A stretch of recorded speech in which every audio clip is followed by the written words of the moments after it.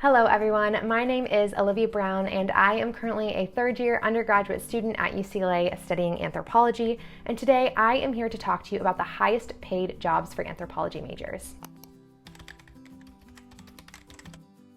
Now, if you are an anthropology student, then you probably know that the job opportunities for us out there in the world can be limited. Now, I want to dive into not only job positions that you can fill as an anthropology student, but also those job positions that are going to make you a survivable salary. And I will say, before I dive into this, there's two disclaimers that I feel like I have to make. I am clearly an undergraduate student and I have not needed to seek out for myself these positions. So this is very much reliant on the sources that I have found on the internet.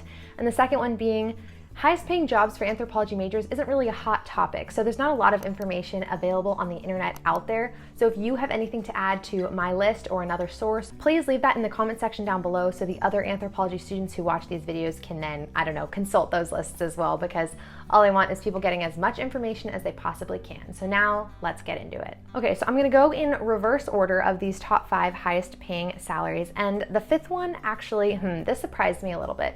And the fifth highest paying job opportunity for anthropology students is actually becoming a sociologist. The average salary for a sociologist is $82,000 per year. The highest level of education that you will need to pursue this career is a master's degree, and the projected growth for sociologist positions in the future is about 9%.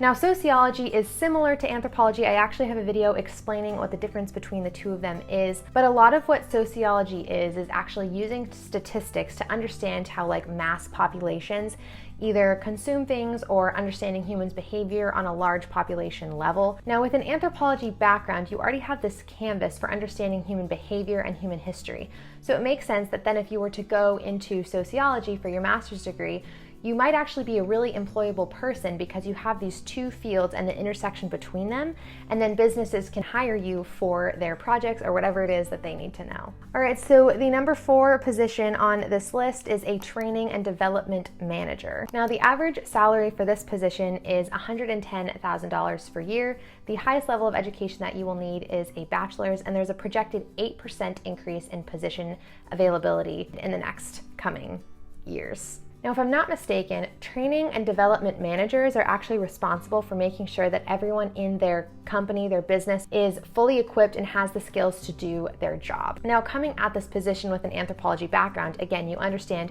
human behavior, the human mind, the human process. And it makes sense to me that these positions would then seek out anthropology students because you have a background in understanding people and how we work. Okay, so number 3 is a public relations manager. Now, the average salary for this position is about $115,000 per year. The highest level of education that you will need is a bachelor's degree, and the growth projection is about 8%.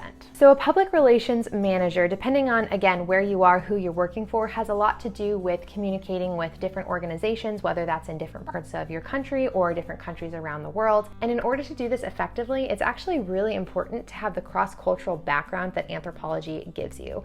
I think there is this undertone in the anthropology major of understanding how to communicate with individuals around the world and how to effectively put your goals on display. And it narrows down the possibility, I think, of miscommunications because you've been so thoroughly trained in the skills that you would need as a public relations manager. Number 2, guys, surprise, who knew that this was going to be on here, is a lawyer. So the average salary per year is about $120,000.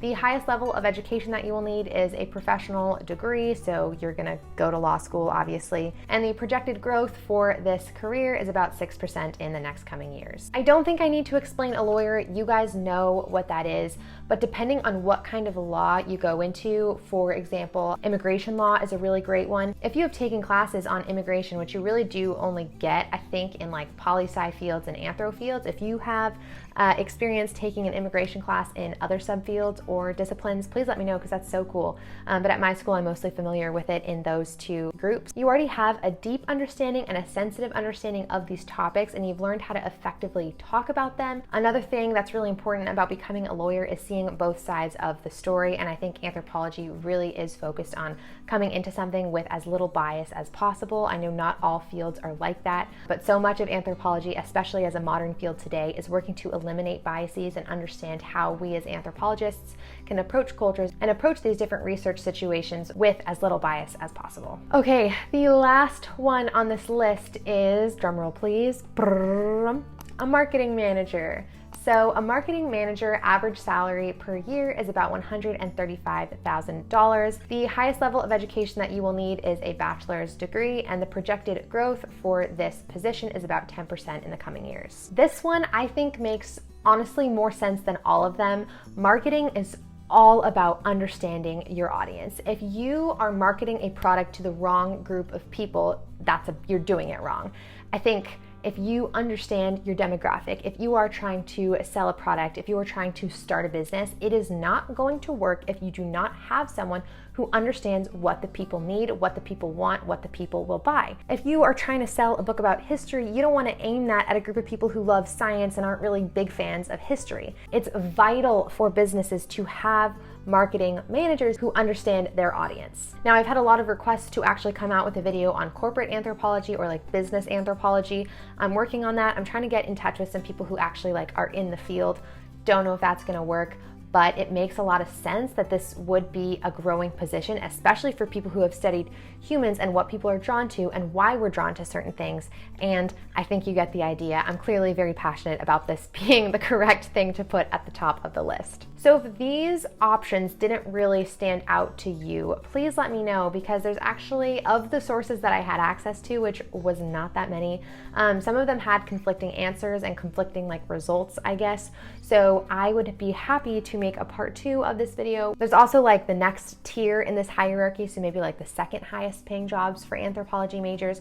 Whatever you want to know, I'm happy to give it to you, because I am an anthropology major who has no idea what I want to do. So these videos, while good for you, they're also really helpful for me. Now, as always, I will have my sources linked down below, and I think that is all I have to say this week. So I will see everyone next Sunday. Stay safe out there, and yeah, okay, bye.